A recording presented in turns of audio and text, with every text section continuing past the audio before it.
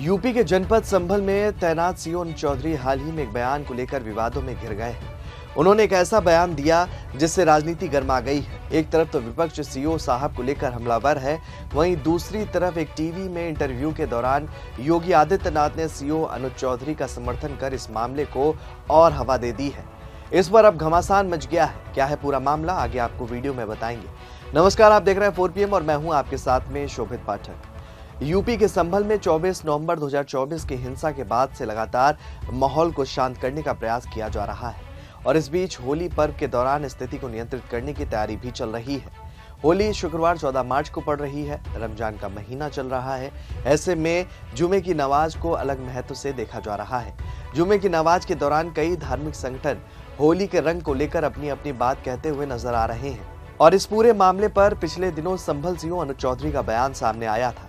उन्होंने कहा कि जुम्मा साल में 52 बार आता है, होली एक बार आती है, इसलिए जिन लोगों को रंग से तकलीफ है वो अपने घरों में रहें तो बेहतर होगा।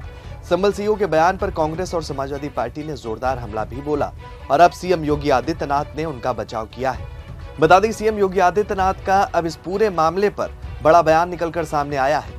उन्होंने एक निजी चैनल के कार्यक्रम में संभल सीओ पर बड़ा बयान दिया है। उन्होंने कहा कि वो ओलंपियन रह चुके हैं, पहलवान हैं, वो ऐसे बोल सकते हैं। उन्होंने कहा कि जुमे की नमाज हर शुक्रवार को अदा की जाती है, होली साल में एक बार आती है, इसलिए प्यार से समझाया गया। होली के मौके पर सभी को एक दूसरे की भावनाओं का ख्याल रखना चाहिए। अब सीएम योगी के बयान पर मामला गर्माता हुआ नजर आ रहा है।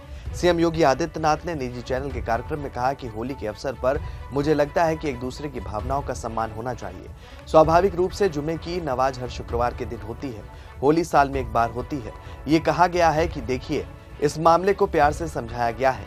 सीएम योगी ने अधिकारियों को लेकर कहा कि मैं धन्यवाद दूंगा सभी उन लोगों ने पहले ही बयान जारी कर दिया।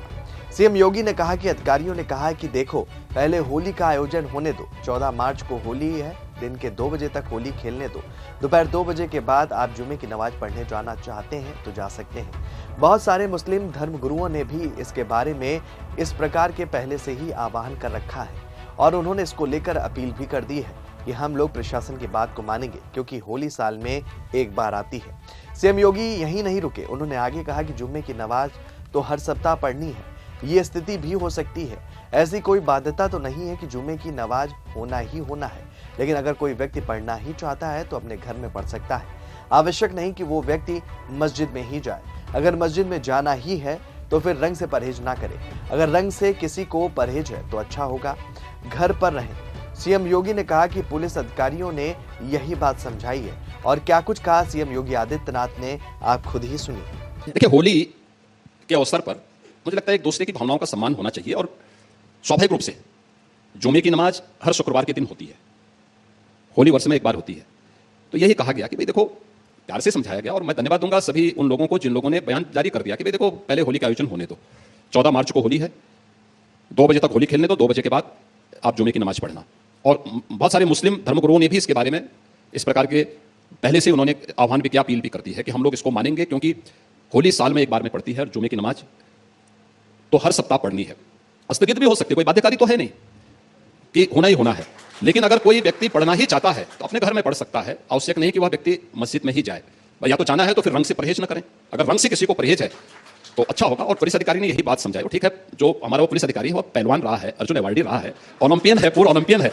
तो अब पहलवान की बात है तो पहलवानी की तरह बोलेगा तो थोड़ा कुछ लोगों को बुरा लगता है, लेकिन सच है, वो सच्चाई को स्वीकार करना चाहिए। अच्छा, तो सीएम योगी संभल के सीओ का समर्थन करते हुए साफ नजर आ रहे हैं। वहीं अब आपको वो बयान भी सुनाते हैं जिसको लेकर सीओ साहब पर विपक्ष हमलावर हो गया है। ना निकले। हाँ, नहीं, मेरा सीधा साफ ये है, होली का दिन है, जुम्मा साल में 52 बार आता है, होली साल में एक बार आती है। तो मुस्लिम समुदाय के लोगों को यदि किसी को लगता है भाई आपको होली के रंग से आपका धर्म भ्रष्ट हो जाएगा या जो भी है, तो वो उस दिन ना निकले, घर से ना निकले। और यदि निकले तो उसका इतना बड़ा दिल होना चाहिए, वो दिल होना चाहिए कि भाई सब एक जैसे हैं, रंग तो रंग है। तो आपको बता दें कि संभल सीओ के इस बयान पर राजनीति गर्मा गई है। अनुज चौधरी के खिलाफ कांग्रेस नेता की ओर से मुरादाबाद रेंज के डीआईजी को शिकायत भेजकर एक्शन लेने की मांग की गई है। बता दें कि समाजवादी पार्टी के सांसद रामगोपाल यादव की प्रतिक्रिया भी निकलकर सामने आई। उन्होंने इस दौरान कहा कि अनुज चौधरी ने ही दंगा कराया है, वही तो कह रहे थे गोली चलाओ गोली चलाओ। जब कभी व्यवस्था बदलेगी तो ऐसे लोग जेल में होंगे।